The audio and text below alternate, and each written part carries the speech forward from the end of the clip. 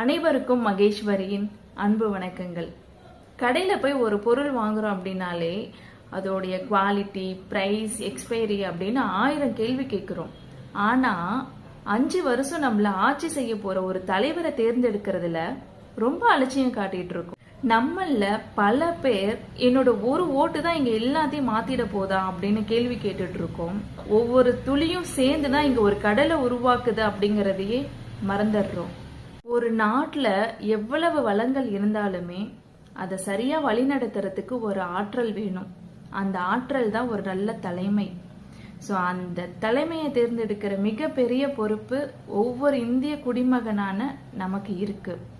நாளைக்கு நம்ம விரல்ல வைக்க போறது வெறும் சாதாரண மை மட்டும் இல்லை, நம்ம நாட்டுக்கு நம்ம கொடுக்கிற மிகப்பெரிய ஆற்றல்.